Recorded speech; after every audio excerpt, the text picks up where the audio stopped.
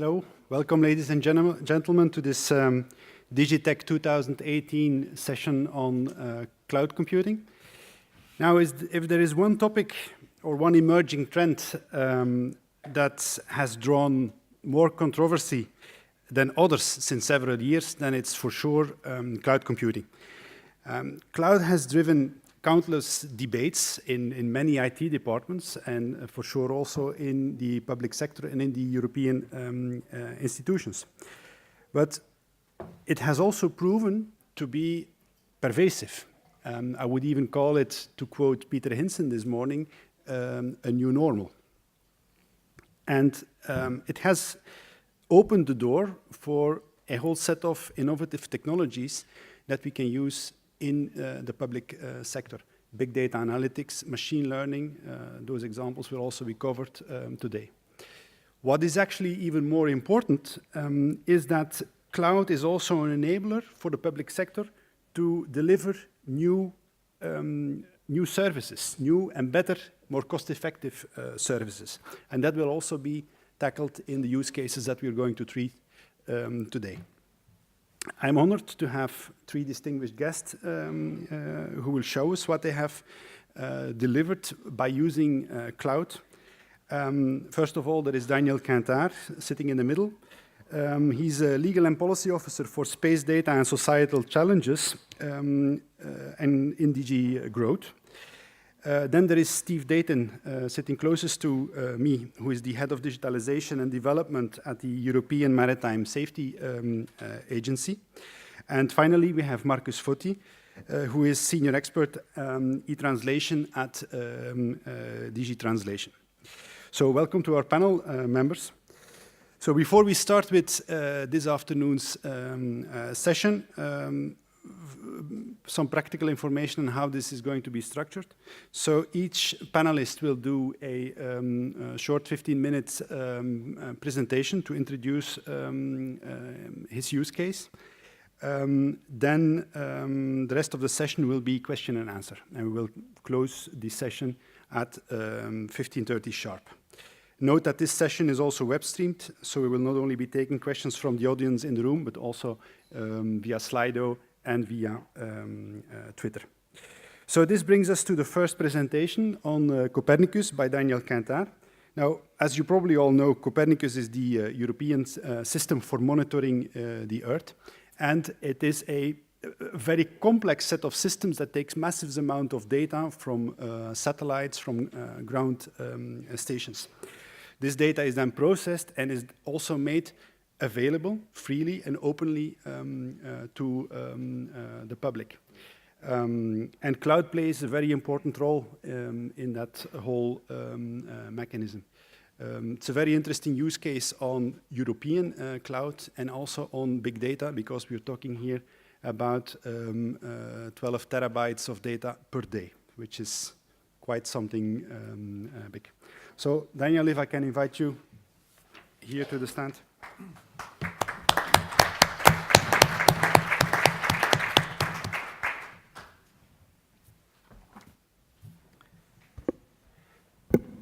Thank you very much, Mr. Chairman. And great you have introduced the subject, so I will go very quickly into the small introduction to Copernicus so that you do understand better what it is all about. So, as said, Copernicus is essentially monitoring the environment and using the data from satellites and also in situ to provide information in different fields, different domains. We have a range of services working with those data to provide value-adding information. So it is those data and the service information distributed on a free, full, and open policy, which is very good for the EU soft power, because it's provided to a lot of nations who do not have satellite constellation around the Earth. It's also proving to be a very good tool for economic development and also entering right to the digital economy for Earth observation. This is the way it is structured. You have the Commission as a program manager, then you have all the space which is technically coordinated by ESA. The satellites themselves are operated by ESA and EUMETSAT. We have also all kind of mission from around the world. As you know, space at the moment is very fashionable in the US, where you have new startup with very interesting data. Those data are provided to the services as well as the in situ. And there you have 6 services exploiting the data to provide information in different fields. Those are the Copernicus satellite. At the moment, there is quite a lot of them flying. Just want to go back. Those 3 are flying, and we have this one also in orbit. With those, there's a very large amount of data which is provided every day. There are 2, it's constellation of each time 2. And in fact, there will be, those are the unit A and B, and there are the unit C and D that will come in the years 20 to complement and replace where necessary. This is for the satellite and all those services. Was saying that you have a service on land monitoring, marine environment, atmosphere, security, emergency, and climate change, which is a really big subject and have a lot of information to crunch. This is the challenge. I mean, we've been facing with a system providing lots of different data provided by different untrusted entities. All of those that were listed before are themselves providing to the user the data and the information they are producing. It is huge from different places, and the distribution now, in view of the success of the program, is big. We are providing to the user a lot of data. They are downloading many times the data, and that is not really sustainable. Furthermore, those users who are downloading the data, they need to have their own infrastructure to analyze the data. So we wanted to simplify this. To simplify this, we created the DIAS. Of course, we wanted to strengthen the Copernicus distribution service, but we wanted to introduce the DIAS. The DIAS is basically the collocation of as much data as possible with the computing facilities to provide service to the user. This is a view of our system. This is a traditional download from Sentinel. You have all the users there, and they were downloading each time and time again, downloading files which are from the satellites quite big. Sometimes it's from half a gigabyte to 20 gigabyte with all sometimes the difficulties to download such data. Then the service is providing the information. What we really want to achieve is right in the middle. We'd like to have the DIAS where the user come on top of it, and even some other data sets, which are represented here by the national missions, getting in the system so that the user is a full offer, we can work on it. So we have asked ESA and EUMETSAT to do a procurement. We wanted to buy this part. We wanted to have a data lake, and we were going to pay for the hosting of the data lake with some computing to serve this data lake for basic discovery and view of the data, Sentinel data and service information, need to be an integration layer. But we were going to purchase this for someone able to provide the other part, which is more of the commercial part, where you would have large storage for a user to come on top. You would there much more computing environment to compute those data and those other data sets to serve third party. And we hope that a lot of third party who used to download the data and provide service to the end user will effectively come here using the DIAS to provide their own services to the end user without the data moving from there to there in the same system, so the latency will be short. Effectively, this is the DIAS. This is what I say of the public service, what we wanted to finance, the mandatory data holding and the basic service. We asked them to have commercial service for the user, for a user that wanted to exploit the data and build either a public service on top of it or a commercial service on top of it. Of course, you have the different actors. I will go through quickly.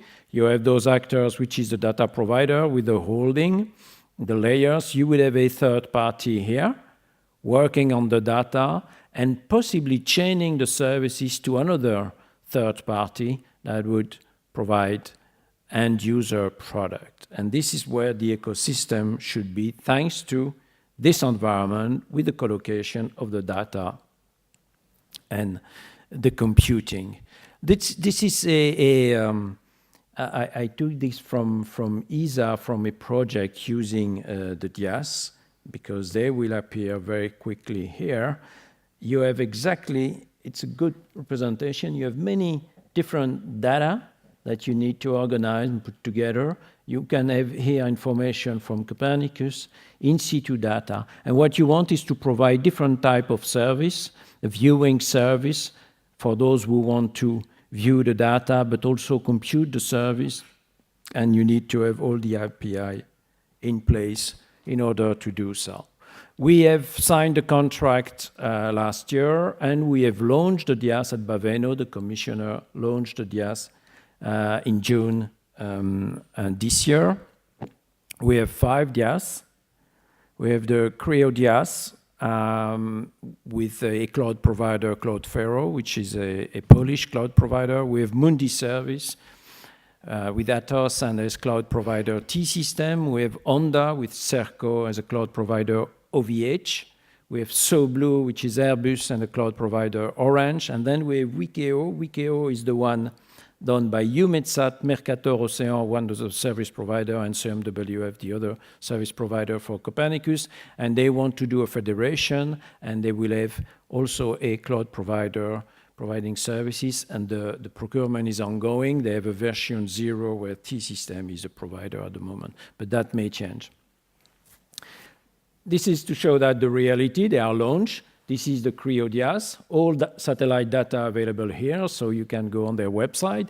You have the Serco one, Honda with people on data. They want to have the people right on data. This is Airbus, SoBlue, Creative Grounds. You can do all those services on top of their system. Mundi Service also. They have all different tools, different way to access different cloud provider, but we are making them compete for the user, and this is Wikeo, the one from EUMETSAT. Of course, there was, and there is a lot of challenge for those. You have a massive amount of data. You need to store them, process them, and serve the user. There could be some conflict in storing everything or processing the data you want to serve to the user. There is the depth of the archive in the cloud. How many years you want to go back? Ideally, 2 years is a good time so you can see what was the state of the environment 2 years before. Some people would want more, others are only interested in the fresh data. The characteristic of the satellite data is that, in fact, you have one observation but multi-processing. You have different level of data, and the further you go, the more information you get, but further algorithm you have applied to the data and extracted information. So the data grow itself already with the amount of information observation, but also on all those processing that you are doing to achieve different level of data. The latency to access the data and the service is very important, and this is part of the evolution of such a system. That's an image you have seen. I'll go quickly with this because there are, of course, as you know, different types of storage, file storage, block storage, object storage, in particular in the cloud, block storage. And we had data format. Those format has been developed for the Sentinels, for example, before we had the idea to put those on cloud. So there, some of them are suitable for the cloud, others are not for the specificity of the cloud, and therefore they would have a change of the standard for those formats, and they could be cloud optimized.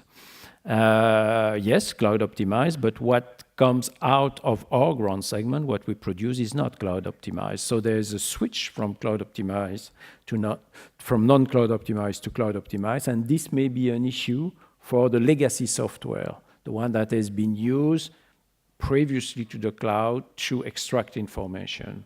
And need to have some adaptation to really get the data which are there in object storage, analyze it, those cloud optimized, and then provide information. So we need to get speed, the amount of data. The future is bright in this direction because this is the only way forward when we see the amount of data that needs to be analyzed and number of users which are growing and interest in there. So store one place and process with many users on top is the solution. But still, there are some adaptation to provide the needed services for all those users. One particular example, the view service. You can see on some of existing application when you see a nice view from satellite, usually they are done once or twice a year. Everything is well clean and it's put, and it is static. We are not in this situation with static data set. We are really on the data on tap. The data continually, fresh data continually comes in, and you may want to see it, so you want to have a view service that is adapted to this velocity of the data where you need to see a lot of those data. There's new application to make the life of the user easier, analysis-ready data.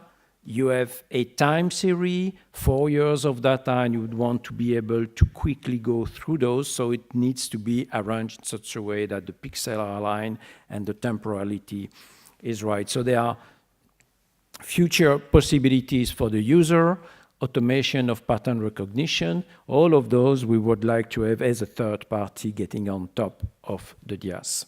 And of course, the use of artificial intelligence on top of the data, a huge amount of data, and there is a lot to extract and should be automated. So the key point for the user is that it would be, of course, excellent to make use of this European infrastructure. The cloud providers are all European, and we'd like, when we do a big effort in the satellites and the investment in a huge system, that there's a possibility to have also an advantage of developing further application there using ICT, advanced ICT. The DIAS are service provider. They should hide behind you if you want to be a third party and serve your administration. It's not their service, it's your service, and you are using their infrastructure. All the IPR which is developed with third parties stay with the third parties, stay with the user.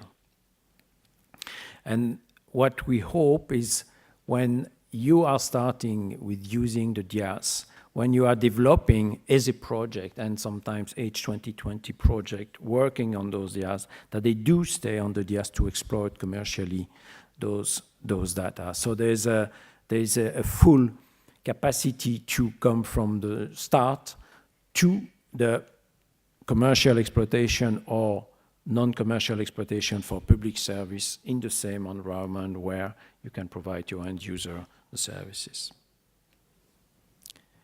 Thank you very much.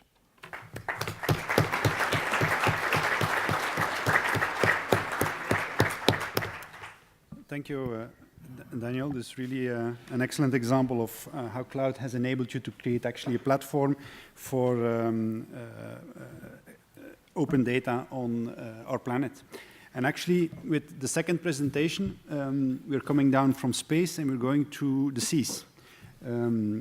With Steve, who's going to present what EMSA has done in the field of ship tracking and building a big data analytics platform and providing services for the community in that respect. Also some interesting lessons, I think, there on what it means to how to deal with legacy and to transform applications into a cloud-native type of development. Thank you very much. Good afternoon, ladies and gentlemen. So, high-performance IMS. So, why did we want a high-performance IMS? Well, on the right, you can see a picture of the Iberian Peninsula from our IMS platform. IMS stands for Integrated Maritime Services. It's our core platform for the EU's integrated maritime picture, let's say services related to border control, migration control, obviously maritime picture, where ships are going, and also used for search and rescue. So why do we need this? Well, the current IMS system is built on monolithic Java VMs, basically about 650,000 lines of code. Anybody knows Java from 5, 6, 7, 8 years old, from multiple framework contracts, multiple contractors know that every time you change it, you take your future professional career into your hands. It's not an easy process. So what we found was we needed, in many areas, through new requirements, 10 times the performance or the agility or the capacity of our existing systems. For example, one of the things we have in our existing system, we had 6 months of positioned data stored. That needed to go to 5 years plus. So a 12 times increase for that one. Also, the little blobs you see in the picture, you've got the black and the blues and the yellows here. So they come from different sensors on the ships. The black and the blue comes from the AIS sensors, which is a VHF thing. The blue it's picked up by satellite, and the black it's picked up by coastal radar. You also have the yellow, which is the vessel monitoring system from the Fisheries Agency. And you've probably got some gray in there somewhere, which is the long-range identification and tracking system, another satellite tracking system. So we have a lot more data coming to our systems. For example, terrestrial AS, we normally get every 6 minutes. And typically, we need to get it every minute for some of the more advanced activity-based monitorings that we need to do. So that's one of the things we needed. What we also found, because of the, let's say, the legacy nature of the Java, and 5 years is very easy for Java to become obsolete. So we found that current rates of improvement were actually slowing, they weren't increasing. That was a problem. When you need 10 times improvements and you're only getting 10% a year and it's slowing, then you have a problem, Houston. So we also, based on this, we realized that the incremental approach we were taking just wouldn't cut it. So in parallel with our normal systems development, we had some money spare, and we wanted to look really more at the digital innovation. And clearly, as mentioned before, cloud is the current revolution. A lot of people think it's hype, but we'd actually put a number of, and also we needed more than a lift and shift. We didn't just want to take all this monolithic Java and put it in the cloud. That would have saved nothing, because most of our problems were related to the code complexity, to the contractors, to the structure, the fact that large parts of the code nobody seemed to understand anymore. So we need a lot more than just moving this stuff to the cloud. We'd also done a number of POCs over the last year or so, and we realized that cloud-native platform as a service is far from hype. We'd already done one a proof of concept, the one which actually triggered this project, where we'd actually replaced about 80% of some platforms with about 1% of the code that we wrote. So we decided we'd go the next step, we'd put some money on the table, and we'd go for a production-grade pre-operational system based on a cloud-native platform as a service, and we called that HPIMS. So what has it also brought to EMSA? A lot more than the service itself. And by the way, the service is still being evaluated. We're actually now in a very detailed test phase for phase 2, but we've been running it operationally now for about 2 months. And the two diagrams here, the one on the top is actually not from our HPIMS system, but it's using the data from our HPIMS system, so the cloud-native databases, and it's actually running that through GeoServer, and we found that it gives us a much better maritime picture than one we have in our current system. So we're probably going to change our systems to actually use an OGC standard rather than a metadata type standard. The thing at the bottom is actually one of the things you'll see we've done, because we got a great reduction in code size, is we could do a secure software development lifecycle on this. So other things that happen. So Star OGC, this thing at the top, this is a POC we're doing now, and that will actually change our system, I'm sure of that. It's built on our cloud data. We've got two sets of cloud data. One is an Azure SQL database. The other one is a big data lake built on blob storage, what we call LTS, long-term storage. Obviously, because of the long-term storage we have, it's built on Azure Databricks, so we've got a data analytics visualization platform there as well. We've been able to run a number of POCs around this for data science. A lot of the data in our legacy systems was never really looked at. And we found when we start to look at it for things like automatic correlation between different sensor types of the same vessel, we see there's a lot of stuff we can do there.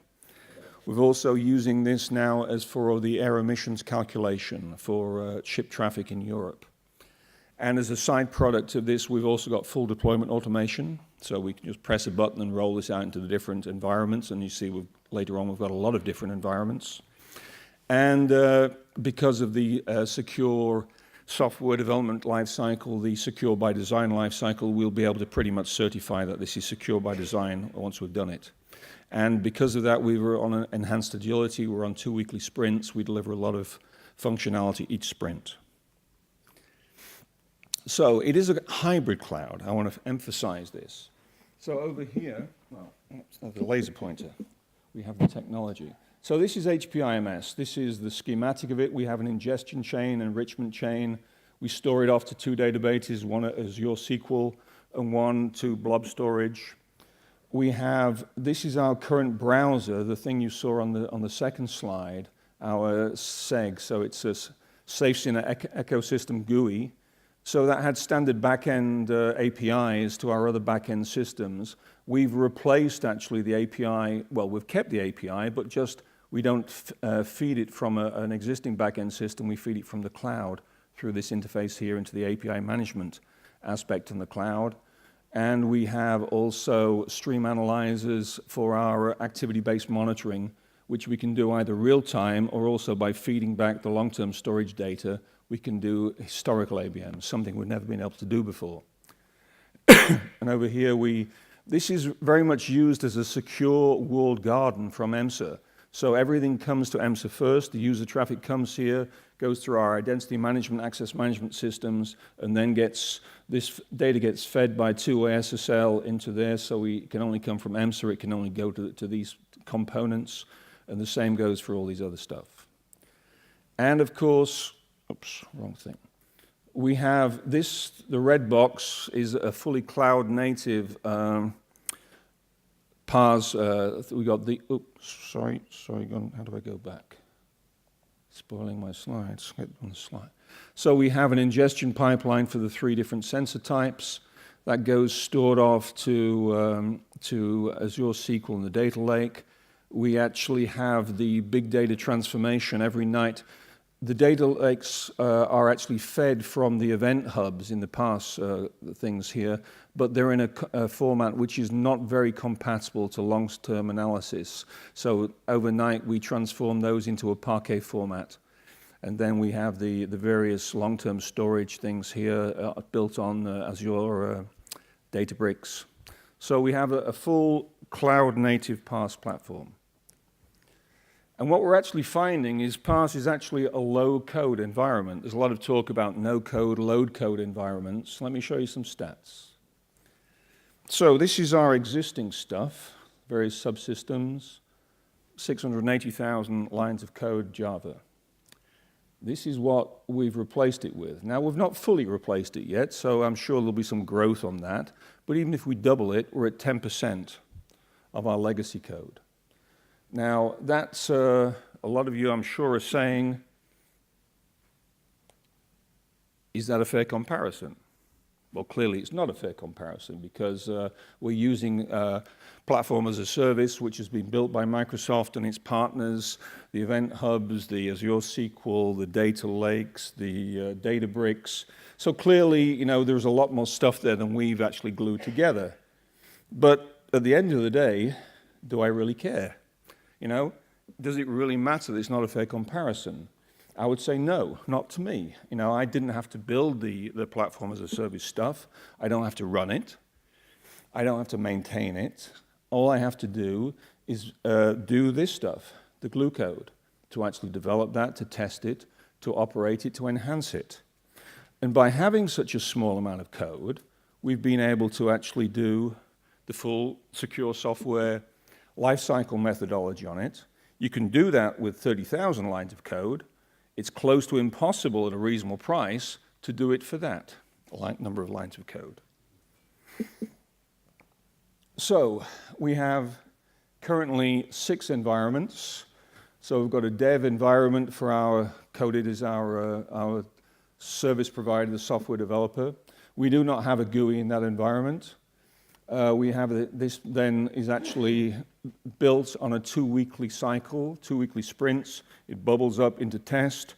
The developer does some tests in that environment, then that bubbles up into pre-production where my and our teams do tests there. And then we have a full GUI there. And we also have a full position feed from the EMSA pre-production of the various sensor types.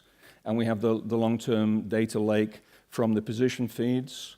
We then have, when that's accepted, it goes to production, where we have, again, a full high-capacity redundant production environment. We have a full feed from EMSA production. We have the long-term storage data lakes, not only from the recent stuff, but also imported from our historical data. And we have its own GUI. And we've recently put in a UAT environment so we can start doing some very heavy load and functional tests without stopping the agility of this chain. And as you can see here, the bi-weekly sprint bubbles up to test and then bubbles up after pre-production and production testing goes in here. So, as I said, the long-term storage, the big data, is actually built on top of Azure Databricks. So that gives us a lot of stuff we can do totally independently of our existing systems. This here is a heat map of the current maritime traffic around Greece, based on the real-time view of our position sensors. This is a track, I think it's probably a 14-month track for one of the ships in our long-term storage database, so you can see where it's been.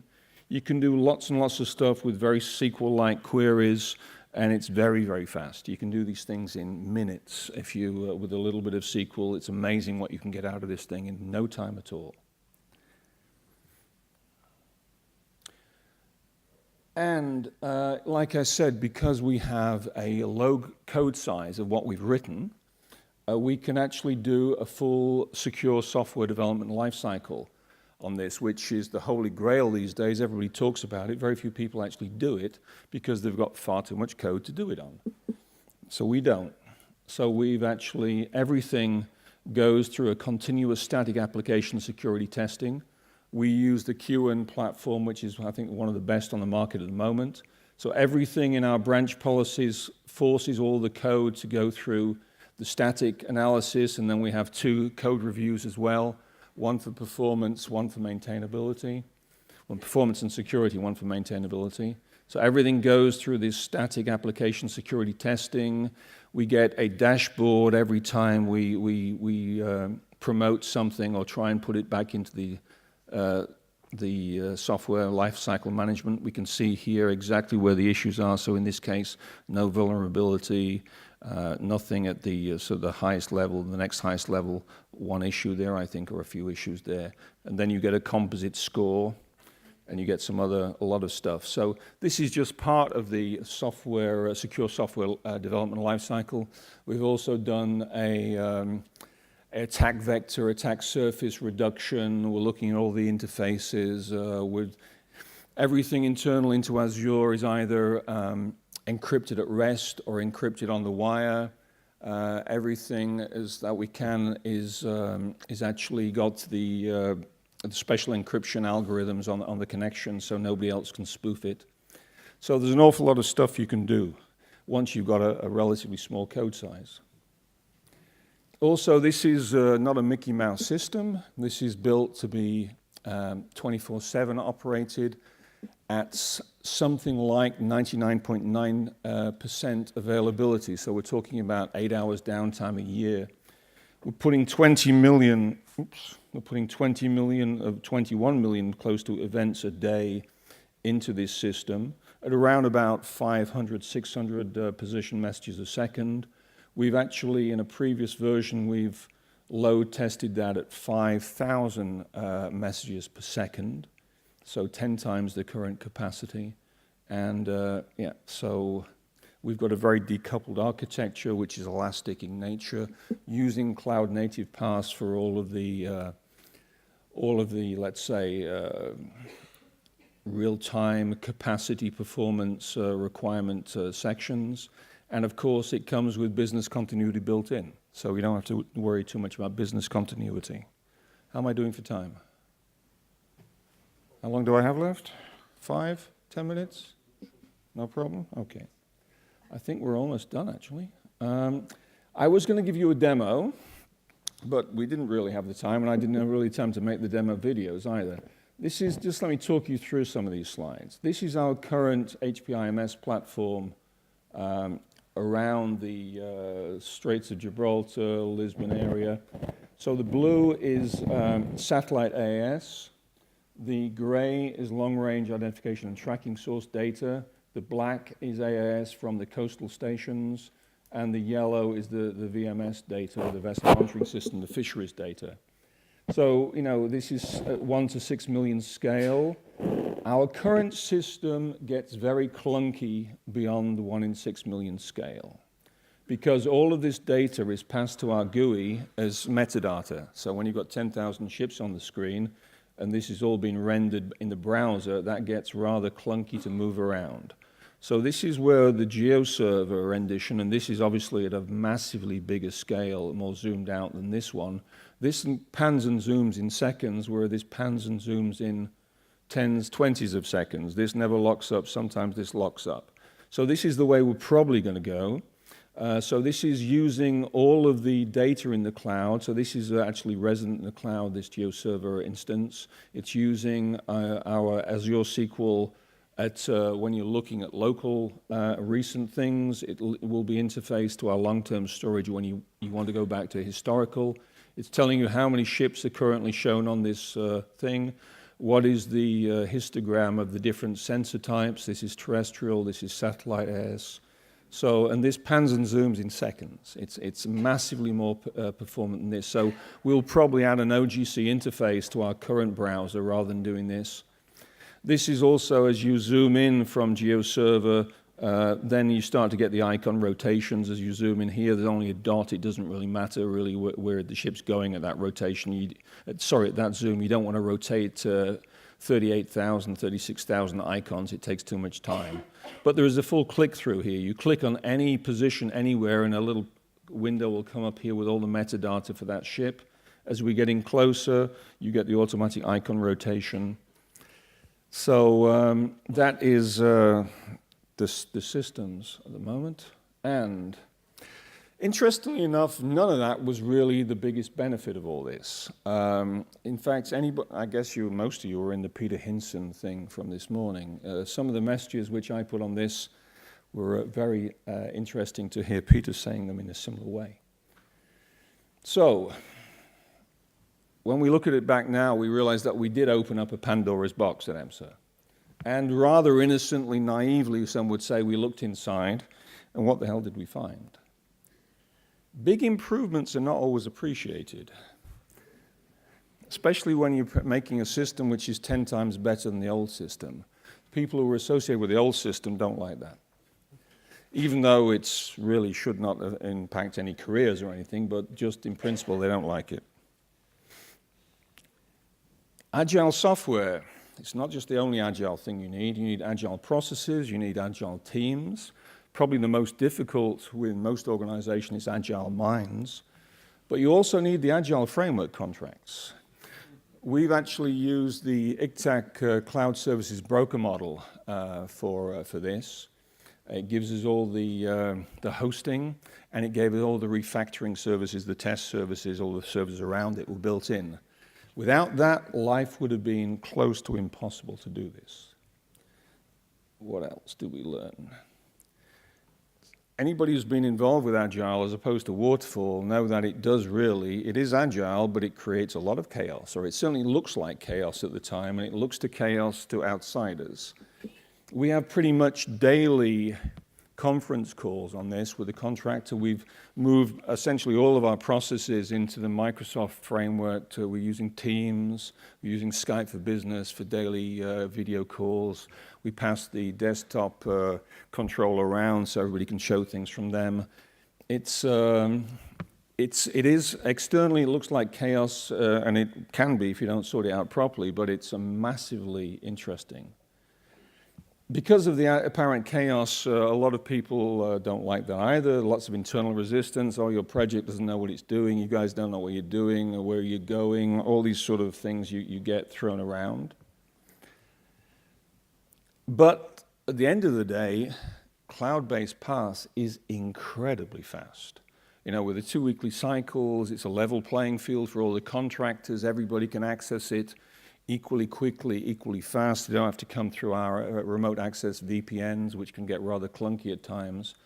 And quite honestly, because it's fast and because you're really seeing tremendous changes every 2 weeks, it's fun. It's a really fun environment.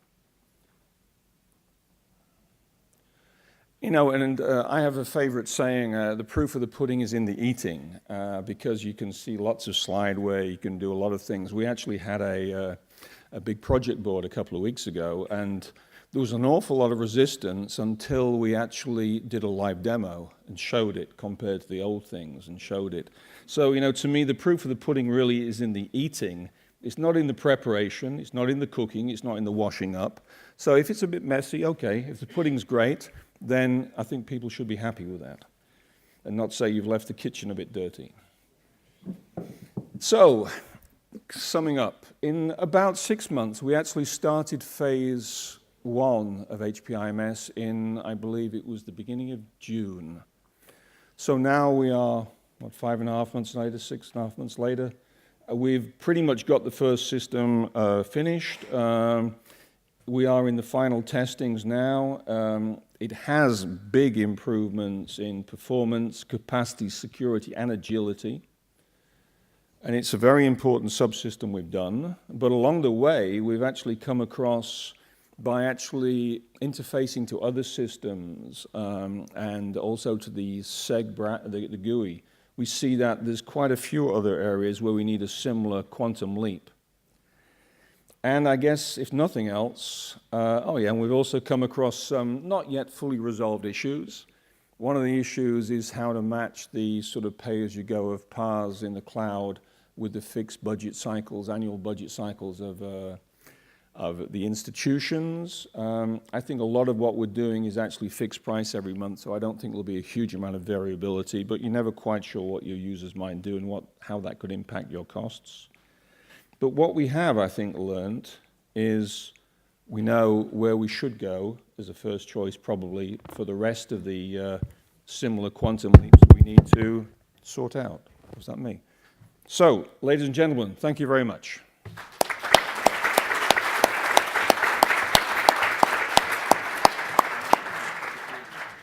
Okay, thank you, Steve. There are some interesting lessons there on building cloud-native applications. However, you also succeeded in making me feel both old and guilty.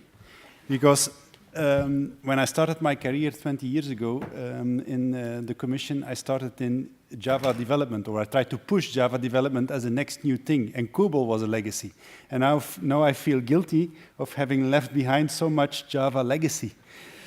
So, okay, welcome to our next speaker. Sorry, I don't think you should ever feel guilty about a legacy. I've been in this business now for 45 years, so one thing that's interesting is lifelong learning. If you don't if you don't reinvent yourself every 3 to 5 years, then you're very quickly a dinosaur in this business. Indeed. So, next is Markus on Ceph eTranslation, and perhaps Ceph eTranslation doesn't say you much because the word only exists, I think, since a year or so. But the thing before Ceph eTranslation was machine translation at EC, and that exists already a very, very long time. And it's the translation service, the automatic translation service that the Commission offers to other institutions, to member states. And what happened 1 year ago is something quite radical. The technology behind machine translation radically changed towards machine learning, and also use of cloud. And that journey is going to be explained to us by Markus. Yes, thank you. So yeah, I would like to take you back actually. As he said, a long time ago, we have had machine translation for ages at the Commission. Initially rule-based systems, there was some work done as far back as the 70s. I'm not going to go that far back. I want to go back, well, still to the dark ages, if you wish, MTREC, which was launched in 2013. Since that time, there have been huge changes. At the time, we were really proud of it. Statistical machine translation, which had supplanted the previous rule-based machine translation that had been around for almost 40 years. And it was a complete change. We covered more languages. It was faster. The output was better. You can see here that the uptake was quite good. We started from the base of the previous system, say 500,000 pages a quarter. And if we go up until the first quarter of this year, you can see we were delivering, say, 5, 6, 7 million pages per 3-month period. Now, thing is, towards the end of that period, we were observing some problems. First of all, we were in the data center. We had started work on preparing MTREC on 6 brand new servers in 2010. We launched 3 years later, so they were already not exactly spry, and we had not upgraded them in the 8 years up until 2018. Towards the end, Digit told us it was time. We were very happy to do it, but by that time we had taken different steps. So one thing was size, infrastructure, just pure size. And keeping up to date with modern technology. The second point was the AI, the artificial intelligence, neural machine translation. So for machine translation, the first step was rules. You gave the computer a dictionary, and you gave the computer rules. This was done as far back as the 50s, actually. And back in the 50s, they said, okay, this is fantastic. 10 years' time, we won't need translators anymore. That didn't happen. Statistical machine translation came along once computers got big enough to handle the huge amounts of data that you need to, you feed in translations, you chop them up, you associate things, and the computer comes up with the output, with the way that it's supposed to understand the language. Still quite basic. It only stuck around for, let's be generous and say 10 years. AI was a completely different approach, where you teach the computer to learn. The same thing that's been done with Big Blue, that's been done with Go, AlphaGo. So my predecessor, so I have to be proud because at the time the switch to eTranslation was launched, I was not thinking I was not thinking about AI, I was not thinking so much about the cloud. He was, so I have to be proud of him. We did a test with what was available to us, IBM SoftLayer at the time, Microsoft Azure. These were what were offered to us under the Cloud One framework contract brokered by Digit. We preferred Microsoft Azure for a few reasons. The user-friendly administration, the GPUs we needed. This was the crucial fact. In order to do neural machine translation, we needed to use technology which was not available to us in the data center. So graphics cards, GPUs. There was no intention to provide this technology in the Digit data center itself. Instead, if you needed that technology, it was made available through the cloud. Faster disks, Azure takes the responsibility for hot backups. You've seen in Steve's presentation that there are a lot of things that are taken off the developer's shoulders, which was great. Encryption and so on. There was an additional bonus with regard to IBM. Digit was working harder on the security for Azure, and that was a crucial point for us, the security. So we made the jump to the cloud. We started work. We got the speed gains. We got the neural machine translation. And 1 year ago, yes, in November 15th, we launched the new eTranslation portal, taking over from, running in parallel with MTREC at the time. This is available to probably all of you. if you are all from the institutions or from public administrations. It's quite easy to look up on the web now, eTranslation, Ceph building blocks. But there were some difficulties. First of all, we were among the pioneers with moving to the cloud. We were put on, and we were thankful for it, and it was great, the innovation and experimentation track. But you know when you're on an innovation and experimentation track, when you phone up the guys running that track, they're not going to say, yeah, we got a lot of experience, what you got to do is this, this, and this. They're more likely to say, never really thought of that, don't know how to do it, let's see if we can come up with a solution. So that happened a lot, but it was interesting. We didn't have experience, we had our skills gap, we were used to the servers in Digit. They didn't have detailed experience, they were a bit ahead of us, but not detailed experience in working with Microsoft Azure to build an AI-based machine translation system. And MS Azure itself was a developing system. I'm sure this is the same for all the cloud platforms. In fact, up until the last month of our proof of concept, we were tending towards IBM. And there was one reason for that, because you saw the benefits that I listed before, easier administration in Microsoft Azure, more granular costing model, and so on. The crucial thing that they were missing was they did not have GPUs at that time. So for us, that was a killer. We could not do neural machine translation on the systems they provided. When those became available, we switched. Well, we didn't switch. It changed our decision. They became available just in time that we didn't make the wrong, or didn't make a different choice. That catalog is still developing, so the machines continue to develop. The drivers for the GPUs under certain OSs are experimental. It being Microsoft, they focus first on Windows, so the drivers become available first for Windows. We, if you were at the sessions this morning, open source sessions, we work with open source toolkits. It's all Linux-based. We run on CentOS. So we are often following the drivers ourselves, getting them directly from NVIDIA, they're NVIDIA GPUs. And it's a little bit our own response, or at least until recently, it was our own responsibility to make sure those drivers would work. So the part of the advantage of them handling everything was not quite there, the way we chose to use it. Right. The other point is the security features. They've made great progress with regard to this. The security features were there. They had their programmers. They had people watching intrusion detection and so on.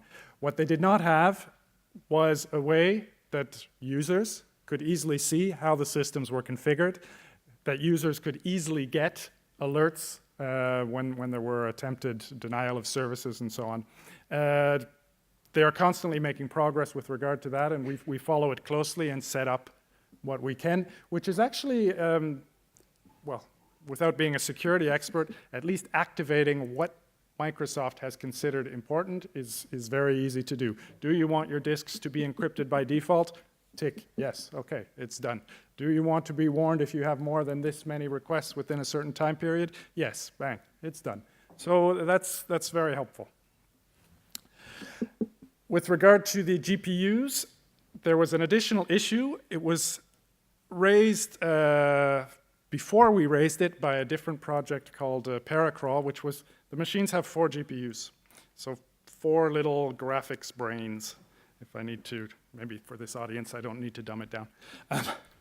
The problem was, instead of working 4 times as fast as a single GPU as they should, you would get a 20% gain with the second one, maybe another 20% gain with a third one, and an additional 10% with the fourth one. So you were not even getting double the performance you expected. This is an advantage of being a big customer, in fact, because the Paracrawl people had raised the ticket. They'd had it open for a couple of months, and Microsoft said, well, don't really see it, can't really reproduce it. We did not know that this ticket was open. We issued the same sort of ticket, and Microsoft reacted quickly, and the problem was resolved within a couple of months. It was a bit complicated, internal configuration and so on their side. But that's the clout of having the framework contract that governs all the institutions, so thank you for that. Additional challenges, securing the cloud. As I said, none of us were experts in this. we worked with the Digit Virtual Cloud Task Force to try to find answers. In the end, we were pushed towards Accenture experts, again within the cloud framework contract. It's their responsibility to provide this sort of expertise. We had them come on site, and they did something, in fact, which is very, very similar to what was done for EMSA when I see the schematics. I didn't put any schematics in, but it's hardening the perimeter, peering the machines so they can only talk to who they're supposed to talk to, ensuring that the front end is the only IP address that can talk to the back end, secure tunnels, and so on. So that worked out very well, but it did take a long time. It took a long time for us and for the Virtual Cloud Task Force to realize that we did not know what we had to do in detail, because we kept addressing things, trying to move towards solutions, and there were constantly stumbling blocks. But we made it in the end, so we were quite proud of that. Once we had the system up, I had to draft a security plan from the institutional point of view. We went through vulnerability testing, again carried out by Digit, and MTIDC, after 5 years, which I guess in IT terms is a long time, but if you look back at the rule-based systems before that, they were around for 40 years. Statistical lasted 5, say 10, if you don't want to consider us the only statistical systems around. And we took over DGT pre-processing. So all the pre-processing for translators switched to eTranslation on the date that we killed MTIDC. But cloud is still a scary word for a lot of people. The security plan I drafted was accepted. That is, accepted in the sense that the other institutions, some of the other institutions, felt that it covered the risks they were most concerned with, and they would be willing to use the cloud, and they would be willing to allow us to train engines using their data on the cloud. That was the Commission, of course, the Parliament, the Committee of the Regions, the Economic and Social Committee, and the Translation Center. But there are a few who are still reflecting on it. The Council. What I hear through the grapevine is that they are tending positive, which is good. The 2 courts and the 2 banks.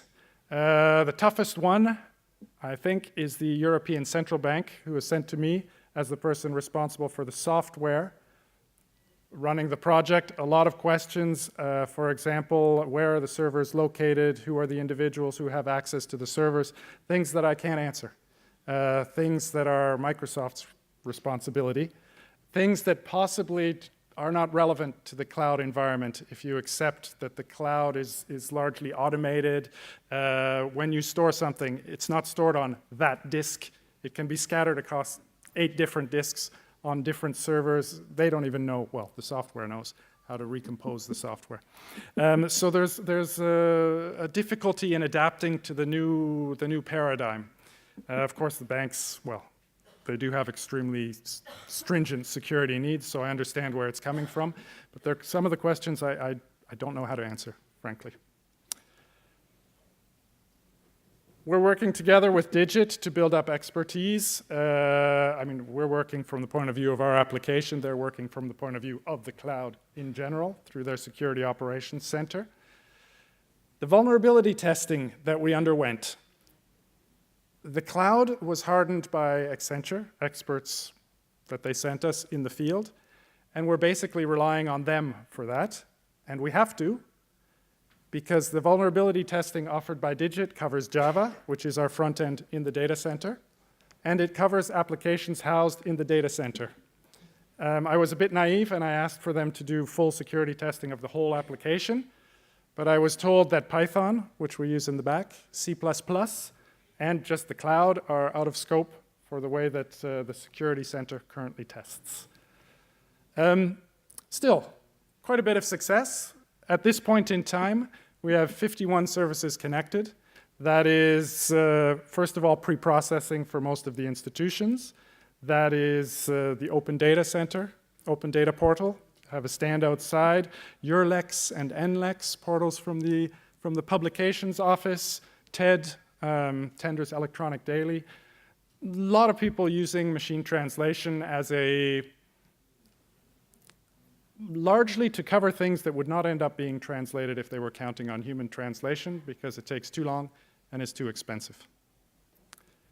And we've been quite successful. You saw before the peak, I think, which was due to the Open Data Center actually coming online the first time and throwing everything they had at us over Christmas 2015, I think, 16. eTranslation, instead, is now moving on to about 4 million pages a month, so that would be 12 million pages every 3 months, if you want to compare. And just Thursday, we had our record day of 516,000 pages in one day. So we're quite proud of the results. We have infrastructure that allows us to handle this load. We have better translation than we had before because the technology is available. So, thank you.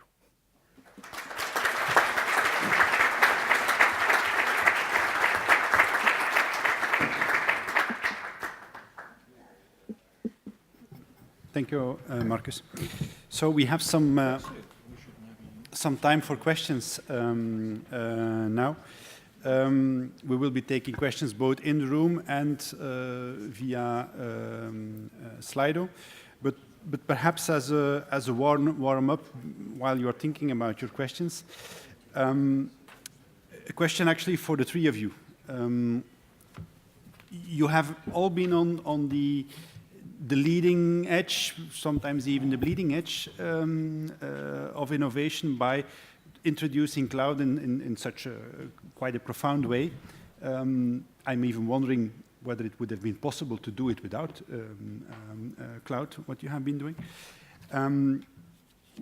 My question is actually, with everything that you have learned now, what would you have done differently? What is the advice that you can give to the audience on the lessons that you have learned?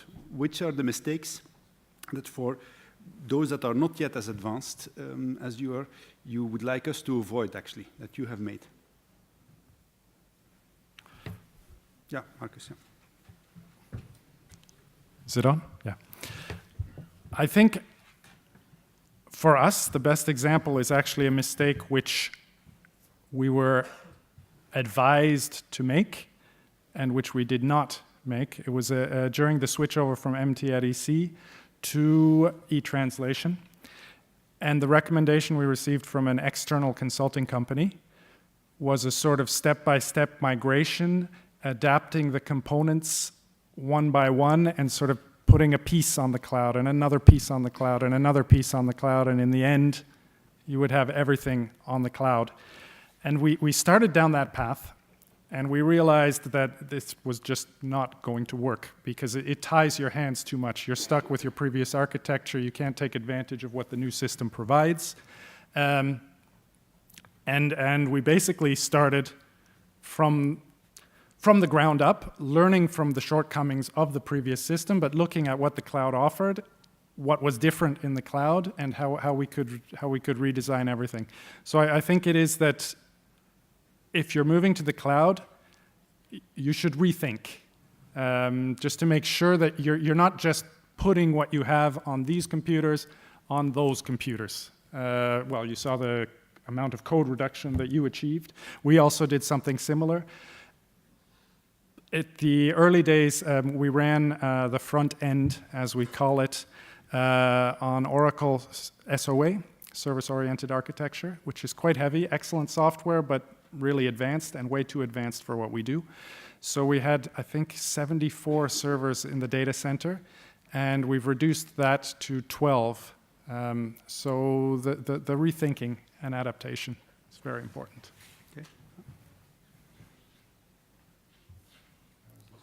Yeah, just here in the middle. Well, certainly because we went for Okay, because we went for a cloud-native approach from the ground up. Then I think I would reiterate that advice. Certainly rethink your application for the cloud. Personally, I'm not a big fan of lift and shift. I'm sure it makes sense in certain things, but I think if you want really a transformation, if you want to have a digital innovation, then you need more than lift and shift. We actually did a bit of lift and shift because we kept our seg browser, But we actually found through doing this lots and lots of issues in that browser, which now we'll have to address in a second phase, because we didn't get the end user performance benefits we were expecting, because we found we pretty much taken the balance between front end and back end from 50-50 to about 90-10. So when you've only got 10% of the performance in the back of the time lapsed in the back end, then of course it doesn't make too much time optimizing it anymore, too much sense optimizing it anymore. But the biggest challenge we found, like I mentioned, was internal, was change management, essentially, within change management of this in the organization. So if an advice would be, if you're going to do something from the ground up, I would say do it on the edge of your organization, where there is not too much, let's say, immune reaction from your organization. Do something which is maybe not going to make anybody look bad. Do it in an area where you don't have anything at the moment. We didn't have the option. We had performance issues we had to tackle, but that was, from what I see, the biggest issue we have and still have.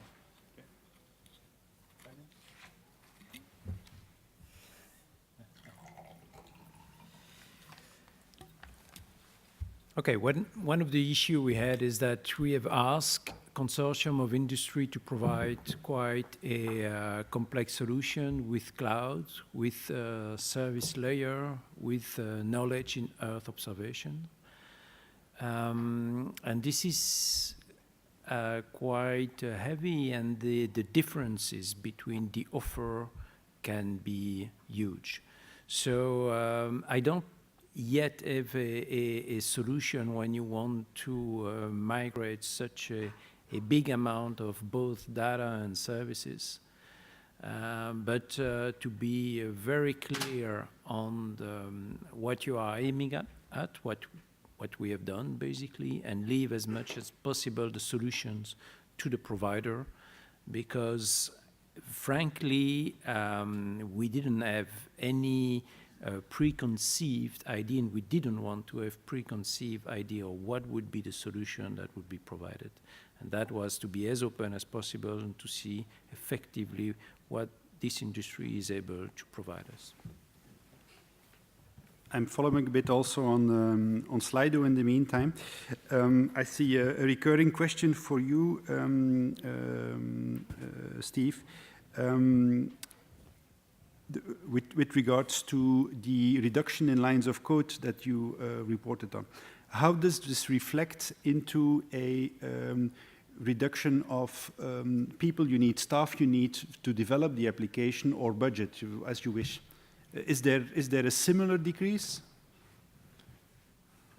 Well, we had a relatively small team. I think Nathan from Microsoft in the audience can tell us how big the coded team is, but I don't think it's much more than 5 people.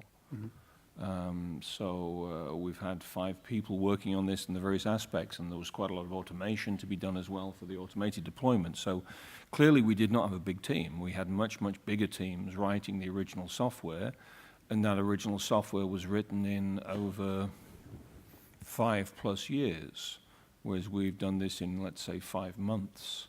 And we've added a lot of new functionality and done a lot of POCs around it. So I think there is a corresponding reduction in the team size. Be careful, though, there is not a corresponding reduction necessarily in the price, because we've gone for good contractors who really know what they're doing, and we've not gone the sort of the classic open procurement, cheapest day rate, and then let's cross our fingers and light some candles and hope they can deliver it. So there's definitely a reduction in effort, but there's not necessarily the same reduction in cost, because these sort of resources are not widely available right now. I cannot avoid the traditional question on any cloud topic in Europe, and it's actually coming in also via Slido. What about for those that are not in European cloud? What about the Patriot Act? Can we how do you trust the American providers towards your data, which might be sensitive? We don't. We You don't. use the DIGITEC Cloud Services Framework contract, which has all the same provisions as Cloud One. Yeah. So it has to be in Europe, it has to be to European legislation, etc., etc. Yeah. Markus? Yeah. So the same strictures are for us for under Cloud One, but what I tend to answer, and we discussed this actually at the lunch break,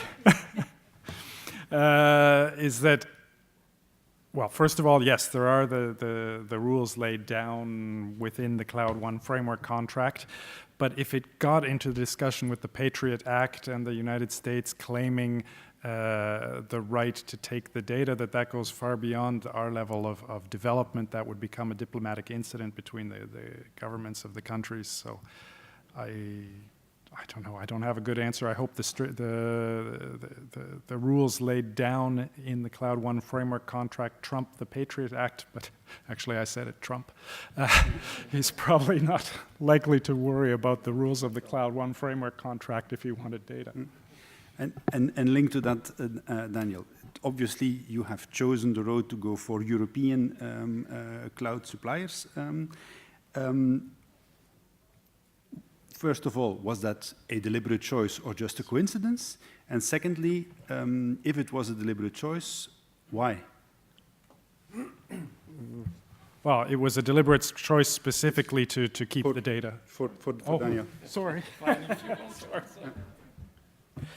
Okay, in our functional requirement, that was the part that the Commission sent to ESA and to EUMETSAT. What we have asked is that the cloud provider would be under no obligation to provide information to a non-EU state. And as maybe a consequence or not, I have no idea. Anyway, the consortium providing offer was based on European cloud. There was one exception, but all of them, and it was 13 offer, were based on European cloud. So why did we put this? We put this because in Copernicus there are security. I mean, we have one part which is civilian security, one of the services. We are dealing also with very high resolution satellite data, and they could be also information from the security service, which could be sensitive and even further, but at the moment we stay on the sensitivity. And in the data policy of Copernicus, there are some specific provision for ensuring the confidentiality of some of the information. Most of it, this is a very, I mean, it's one of the 6 services, and the satellite data from Copernicus and the other 5 services are free, full, and open. So it was for this specificity. We didn't want to be blocked in the development of those DIAs, which needs to serve as many users as possible, and to be blocked on the security part. Mm-hmm. A nasty question for you, Markus, that I see coming in. How do you compare to Google Translate? Well, you'll be surprised to hear we get that question a lot. Okay, there are the toolkits and so on that are at the heart of a machine translation system. But what's really important is the data that's used to train the translation system. So it really depends on what you're trying to translate. We've built our engines on the data collected over 20 years to translate EU legislation and documents and so on. So for EU law, for our own press releases and so on various tests we've done, we're generally better than Google. I mean, it depends on language pair, it depends on the specific text. If you go and you grab something from a gutter press, from the Daily Mail or L'Essentiel, which is the Luxembourg little daily paper that's free, and you put it into our system, and you put it into Google, you will find Google to be better for that sort of general text. And then DeepL, another system which is really excellent as well, certainly for general texts. My daughter likes to play around with the system, and she writes things like, oh, this is the system that my dad works on, it's pretty cool. And it's pretty cool is not the sort of thing that the commissioners say very often. So it came out as, it was in Italian, e alquanto freddo, c'est plutôt frais. So that's how it works. One for you, Steve, in particular. You have gone full cloud native, but at the same time, you're using a lot of, I would say, specific building blocks from the Azure platform. How do you deal with, let's say, the lock-in, and not just the lock-in, actually also the perennity or the risks for the perennity of your application and the probability that perhaps in a few years you might have to redo stuff because Microsoft changes its mind? Well, lock-in is a bigger topic than let's say, cloud-native lock-in. And we had this discussion at the last IGTAC, the last but one IGTAC in Warsaw. First of all, I don't think we're necessarily locked. Well, we are temporarily locked into Azure, but I don't think the magic of our platform is Azure. I think we could have done just the same thing with AWS and Accenture. Maybe it would have been less fun. But I think that the magic of our system is the cloud-native building blocks, and you've pretty much got the same cloud-native building blocks in all the platforms. They have slightly different interfaces and things. You know, when we started off with the current production version of HP IMS, we threw away all the POC code. It was only 1,800 lines, but that was a bit, let's say, quick and dirty, so we threw it away and started again. I think we could throw it away and start again rather easily, but probably we don't need to. We've got the IGTAC Cloud Services Framework contract, which guarantees prices for the next 5 years at least. It's a 7-year framework contract. The cloud prices themselves are going down, not up, and also in the IGTAC framework contract we have a discount system. The more we use, the lower the price. So yeah, obviously with anything these days, you have to stay current. If you've got your Linux-based, let's say Java systems, one of the classics in keeping your security certification high is patching. So you're forever, let's say, patching and going from Red Hat 7 to Red Hat 8 when it comes out and whatever your middleware is. So anywhere, if you want to stay up to date, then you have to keep current. You know, if you want to keep secure. So can you put this on the shelf and expect it to work in 5 years' time? No. Certainly Azure, you have to keep up to date with the past changes. They change, I think, once or twice a year, something like that. You've got 6 months to be tested and ready for them. But you've got exactly the same issue with any monolithic Java or whatever. It's a different issue. And then lock-in, I always say I would rather be locked in with a kind of a state-of-the-art vendor than locked in, and which we have in a number of our own systems, and I'm sure you all have the same thing, locked into rather small vendors with not too big a footprint who happen to want a framework contract and then didn't manage to deliver it very well, but for 4 years you're locked into them. And then when you re-tender, maybe you're locked into somebody else who thought they could do it too. So there are different sorts of lock-ins in this world, and I'm quite happy with the lock-in that we have. Yeah.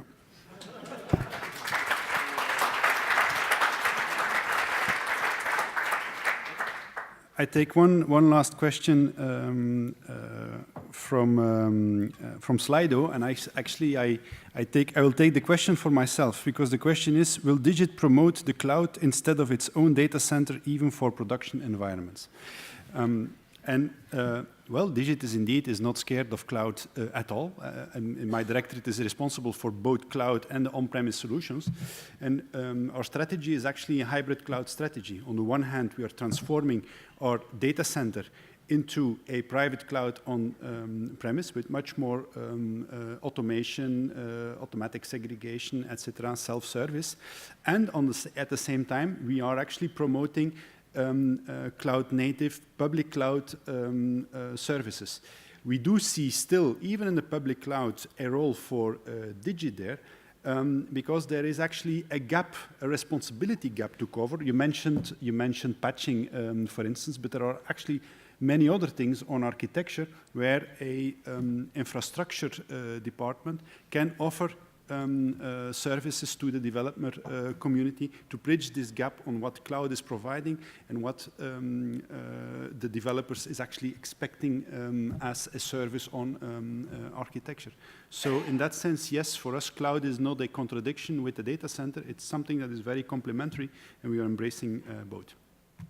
We will take one last question from the room itself. Does anyone have a burning question that has not been asked via Slido and that you would like to ask here live? There is a mic available. Yes, I see one, and it's for you.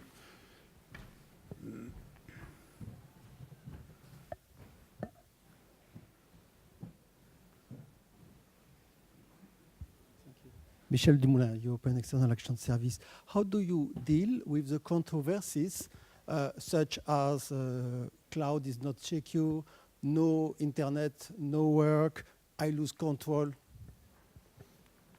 So cloud controversy. Anyone specifically would like to answer the question? No. Yes, go ahead.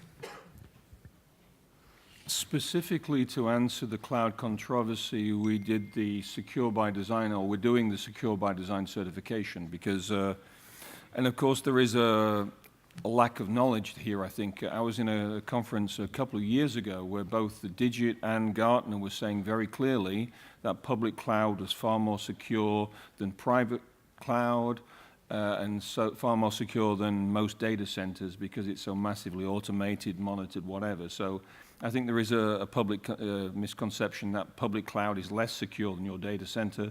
It's probably actually more secure than your data center. You have some issues, of course, around access and stuff like this. This is why we've gone for what I call the secure walled garden approach. So we have a big wall around our Azure stuff, and it's only accessible from EMSA. So we're using cloud technology, but as a sort of secure walled garden of EMSA's data center.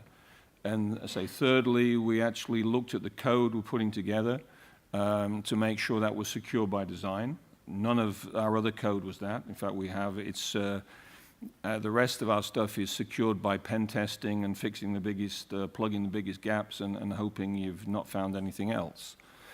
So that's what we're trying not to do with our cloud development. And also Azure, and I'm sure AWS and Google have got some massive certifications for security. You know, there's been massive amounts of pen tests. I believe Microsoft has a standing 100,000 reward for anybody who can break into Azure. So, you know, it's guaranteed 100,000 euros without worrying too much about how you've done it. But if you break in, you tell them and you get paid a lot of money. So yeah, I think there's a misconception around your question. Plus, I think the things that we've done, you know, with the walled garden approach, the secure by design approach, everything we send to the cloud is on two-way SSL as well.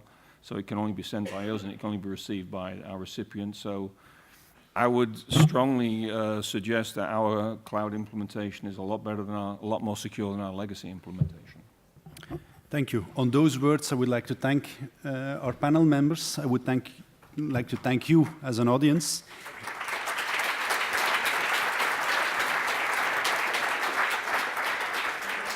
And I invite you to go get a coffee outside.